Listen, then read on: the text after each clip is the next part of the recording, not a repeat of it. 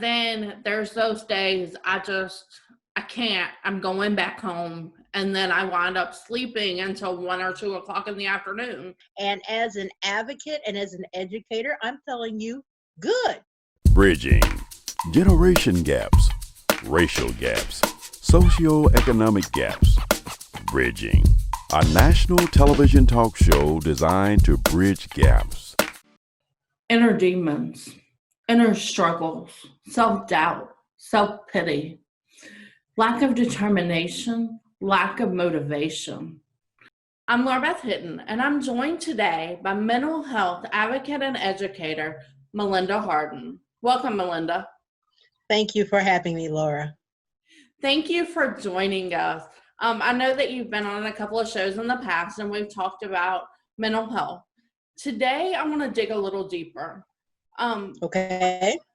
When I think of mental health, I think of depression, I think of ADHD, I think of those things. But right now, I'm actually going through a deeper point of depression. And it is where I feel like my inner demons, my inner struggles are taking over my life. And I want to talk about how we get past that point.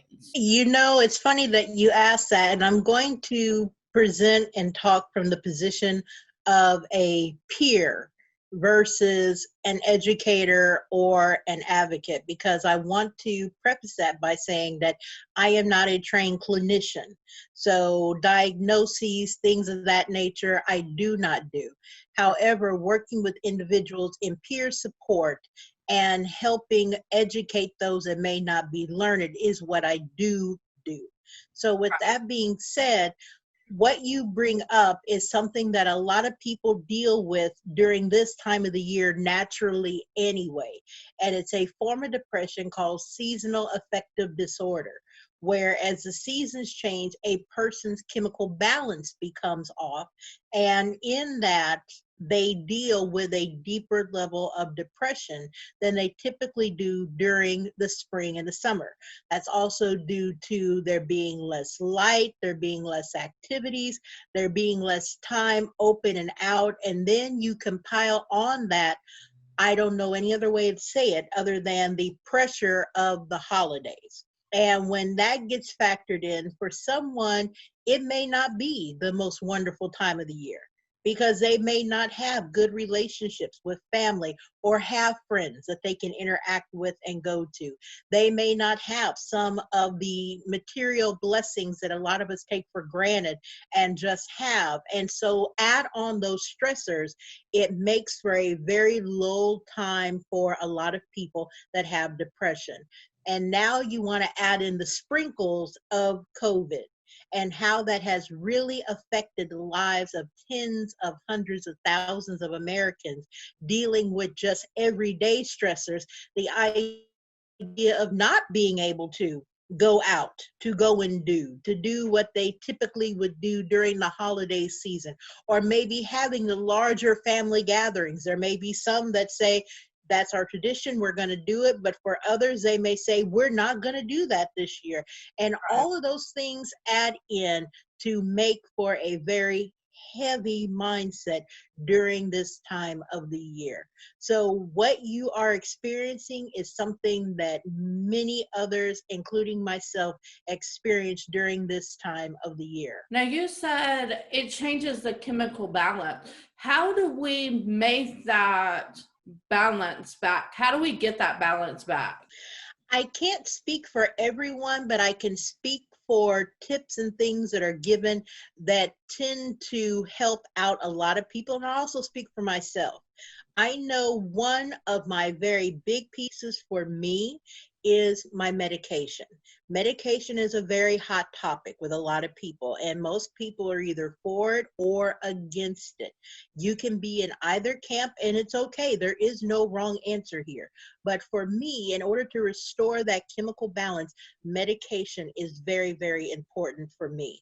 Also, other things that can be done for most people, including myself, keeping a routine, developing a schedule. getting up at about or the same time. If you typically get up at 6 a.m., try to continue to get up at 6 a.m. And if you can't, don't let it go past 1 hour. So 7 a.m. at the very latest, to at least help your body to stay on some type of track. Also, watching the types of foods that you're ingesting.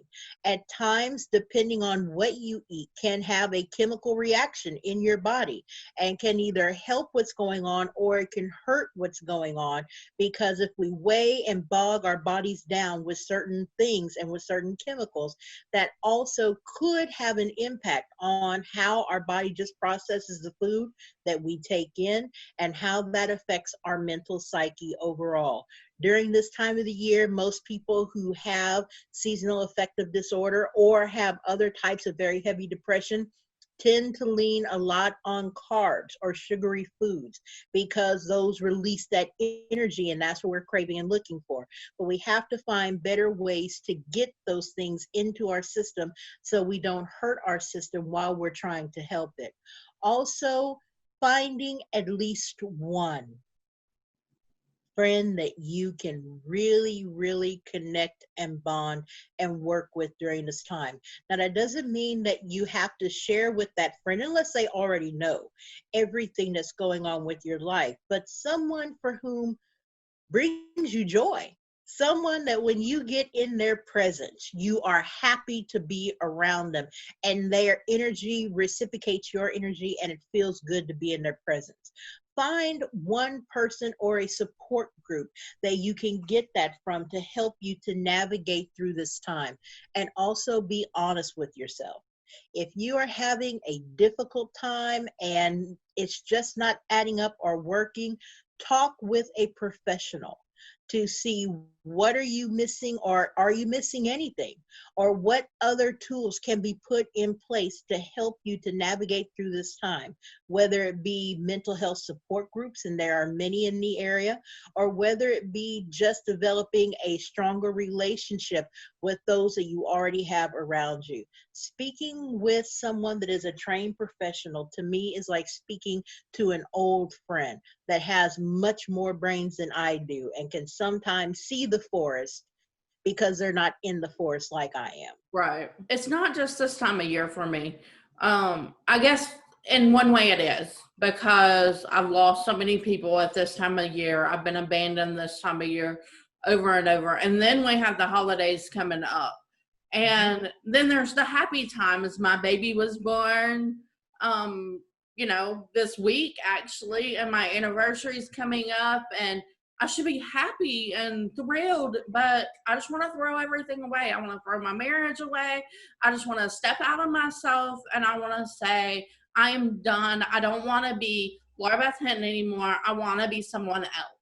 I don't want to take my life. I just want to say, here's this life. I don't want it anymore. Give me a new one. And part of that is when I talk to other people that have mental health concerns and they share certain things such as that, I tell people frequently, and that includes myself, when I have those moments of feeling uncomfortable in my own skin, I tell myself and I tell them, that's the mental health talking.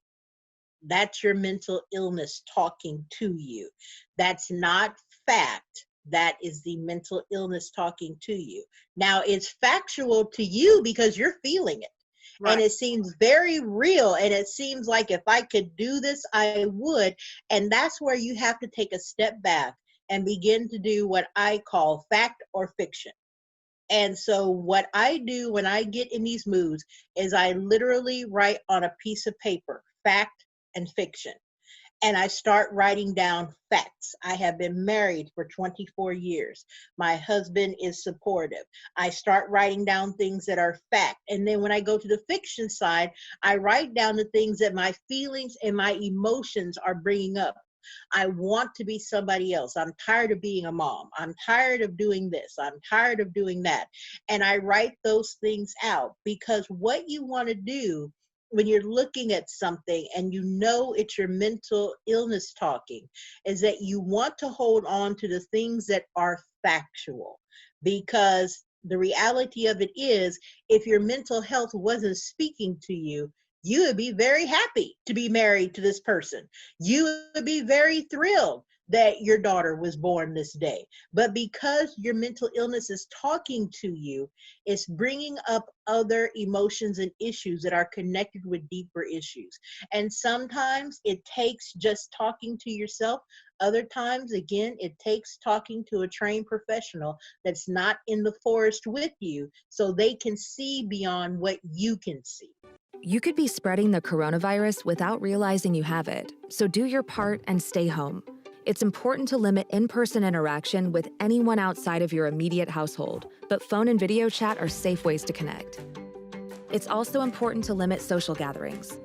If you need essential items like food and medicine, try using a delivery service. If you must leave your house for essential items, or if you want to take a walk for exercise, make sure to wear a cloth face covering. Stay at least 6 feet away from other people. Try not to touch frequently touched surfaces like light signals, street signs, or benches. And wash your hands with soap and water for at least 20 seconds as often as possible. This advice applies to people of any age, including teens and younger adults. It takes all of us to slow the spread of the coronavirus, so stay home unless absolutely necessary. Visit coronavirus.gov for the latest information. In this forest is how you referred to it, and I'm just one tree in this forest, but I need to look beyond my ground. I need to look beyond the few trees around me to the field that's ahead, right? And it's easier said than done. Yeah. Because when you are in and I'll speak again for myself, when I am in a very hard depression, it feels like it takes all the energy I have to get out of the bed. Right. I only have so much energy to give today. So where do I place that energy? Do I place that energy at work, or do I take a shower? Do I cook a meal for my family, or do we get takeout? All of those choices that people don't even think about are real choices that I have to make when my depression is at its most severe. I should feel happy because of A, B, and C, but I don't. What's wrong with me? That starts to go back to the factor of fiction. I should be enjoying this moment because I am with these people or doing such and such, but right now I feel very alone and lonely. Again, that is going back to the factor of fiction. So when I tell people to begin to rationalize it, you're almost owning it and going, okay, I get that I feel this way, one, and two, there may not be a whole lot I can do to change it, but I can make choices. And so that's where your power of choice begins to come in. Now, that doesn't mean that your feelings are going to change, your emotions are going to change, but what it does mean is that when you begin to make choices about what you're going to do with your energy, your time, and your resources when you're in that forest, it begins to navigate you in a direction which is different than what you were doing, which is nothing. So every morning I get up, I make sure my children get up, and then I take my oldest to work and I take my youngest 3 to school. I've been trying not to go back home because I know if I go back home, I'm going to bed. And You just made a choice. You just made a choice. That is what I'm talking about. When you do little things such as that, you are making a choice to move from the direction that you're in. And that is excellent. That is an exact example of what I'm talking about. But then there's those days I can't. I'm going back home. And then I wind up sleeping until 1 or 2 o'clock in the afternoon. At 2 o'clock, I had to get back up so I can go pick my children up from school to bring them home. And then I have to sit with them and help them with homework and help them go through the day. Luckily, my husband is a wonderful cook and cooks, or I would starve to death because I can't make myself go in the kitchen and cook. Okay, so let's look at that and process through what you just said. There's days that you make the choice that you have the ability to go in a different direction. Whether it be that you don't go home, you go to a library, you go to a coffee shop, you go somewhere where you feel safe, but also gives you some energy. And you work or do something to occupy your time until time to begin to work and deal with your children. That gives you a little lift. Now, here's the other side of that. You said that there's days that you just go, I can't. And as an advocate and as an educator, I'm telling you, good. It's okay. It is okay to have those days where you say, I can't. And you do the very best that you can, because the choice that you're making that day is, I can't do it today. I only have this much energy. And so with that energy, I have to prepare for what is going to take place this afternoon or this evening. And so what you actually are giving yourself is a gift. It is called grace and mercy, which is something that a lot of people that have mental health concerns don't give themselves. So give yourself that grace and that mercy to take that day where you go home and you go back to bed and you rest. Because then what happens, most likely, at least in my case when I had to do that, is when my children came back into my sphere, when my husband came back into our home and into the sphere of influence, I didn't take my depression out on them. Yes. I was able to focus where their homework was concerned or what they were doing. I may not have always been the most attentive wife, but I was able to give my husband some undivided attention and to interact with him and to let him know I'm trying. And I appreciate you cooking. I appreciate what you are doing for us. And I'm going to take the little energy I have left, and I need to take a shower, because I need to maintain my hygiene, because it'll help me feel a little better. And I'm going to go to bed early. And then tomorrow, I'm going to try it again. Okay, you said you take that energy and you take a shower. There was one day, probably about 2 weeks ago, it had probably been 3 or 4 days since I'd taken a shower, and I knew that I needed one. And I looked at my husband and I said, honey, I need you to help me take a shower because I can't do it. And he said, okay. And he come and he helped me bathe. He washed my hair and he, washed my body, and he just watched me. And while he was doing that, I just broke down and cried because I couldn't do it myself. And again, that's normal when you are dealing with severe depression. I'm not saying it's right, because I don't want viewers to look at this and go, oh, and begin to pass judgment. But what I'm saying is it's normal. And it doesn't make you any less of a wife or a mother or any less of a human being. What it means is that you have things going on in your brain that are controlling your body and how it moves and how it performs and your choices. And some days are going to be better than others. For example, fold your arms for me. Do what? Fold your arms for me. Who taught you to do it like that? I don't know. Okay, where did you get that from, to put your arms that way instead of the other way? Now flip it and do it the other way.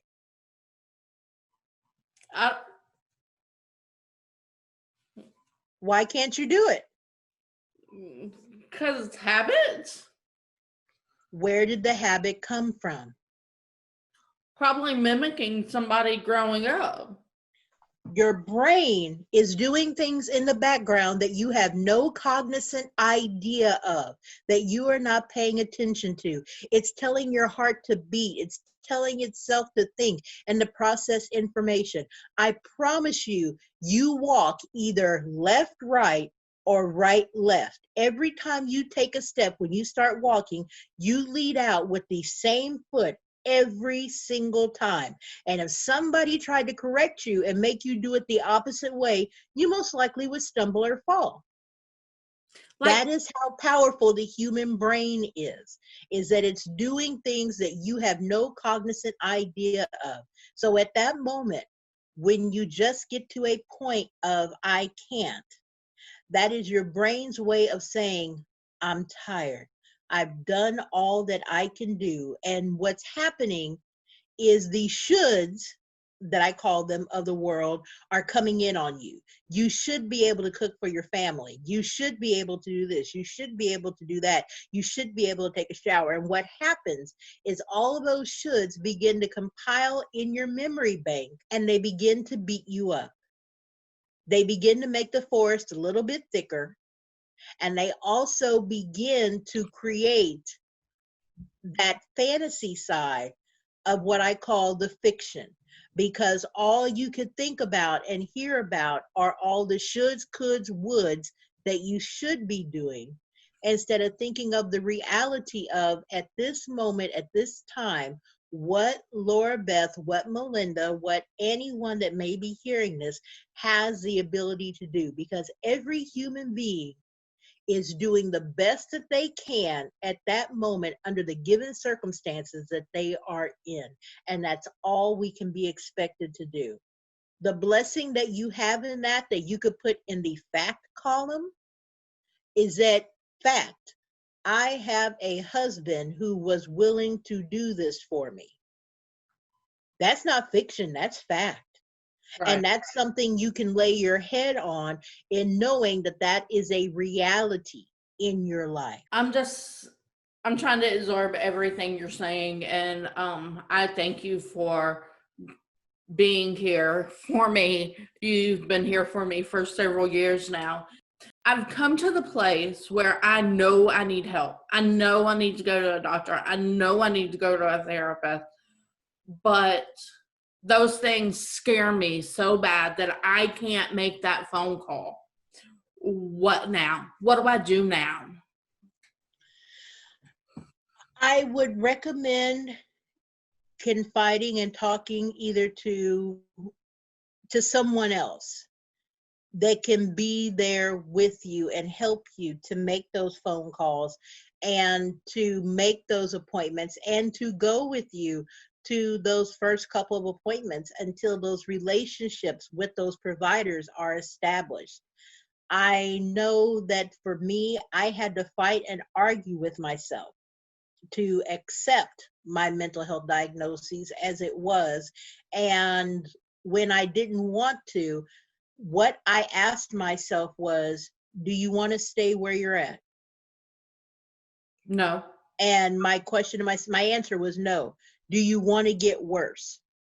No. And the answer was, heck no. And when I said those things to myself, for me, I literally bullied myself. I said, you have no choice. If you don't do this, your life is going to go in a direction that you do not want it to go in. What are you going to do? And I summoned courage and I made phone calls and I walked myself through the doors. Now, granted, there were some times I've missed therapy appointments. I have missed med appointments because at that moment, I just could not do it. But at the same time, I never gave up because I knew there was a healthier version of me on the other side of my healing. And so I was willing to do whatever I had to do in order to heal and to be whole. Now, my religious faith is a part of that healing and a part of that process. But when people talk to me about the community of faith and where that falls into mental health, I remind people that you don't tell people not to go to doctors for their physical health. So let's give the same respect to mental health. And also, I always think back to my Savior, for whom in his 13 disciples, he also had a physician. Doesn't tell us what kind of doctor he was. It was just that he was a physician. He could have been a physical doctor. He could have been a mental doctor. We don't know. We just know that he was a doctor. So if my Savior was smart enough to have a physician as a part of his crew, his crew that he went around with, if he was smart enough to have one on his crew, how am I any different? Am I supposed to be like him? Now, I was going to ask you about that. Being a Christian, I feel I'm rooted in the Bible. I'm rooted in Christ. Why do I have to go through this? Why can't God just help me out of it without me going to see another doctor? And the way that I've had to answer that for myself is because that is his choice and his will. Because without letting me go through what I've gone through, I wouldn't be where I'm at now. I would not be able to help other people and support families and individuals with their mental health concerns unless I had gone through my own and been able to look at those demons and go, hey, I know you're there. I'm just not going to give you that much of a victory today. Now, you might win tomorrow, or you might win in the next 10 seconds. But for right now, I'm in control. So, I mean, and I know that God expects us to go to doctors and expects us to take care of our health and take care of our families. And I know that, but I guess I'm just at that place where I just don't want to. And I know I have to go because I'm not going to get better without the medication, without the therapy. Thank you for joining us for this episode of Bridging. Melinda and I had a very deep conversation about our personal struggles with depression. It's okay to say I can't. It's okay to ask for help. It's okay. This time of year, when the seasons change from summer to fall, a lot of people go through depression, whether it be the pressure of the holidays or just the change in the weather. And then you add in COVID and all those struggles that we faced already this year into the mix, and you're most likely feeling worse than you have in a very long time. If you need assistance, don't be afraid to ask. Bridging generation gaps, racial gaps, socioeconomic gaps. Bridging, a national television talk show designed to bridge gaps.